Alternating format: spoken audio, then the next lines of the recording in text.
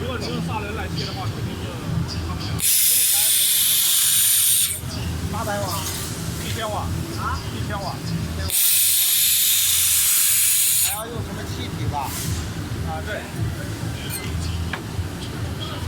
如果说看你的东西要求高不高，如果说你还进行第二次啊、喷粉啊，或者是需要做这种比较加力。激光的。对，激光的。它微软是老白的。老白的。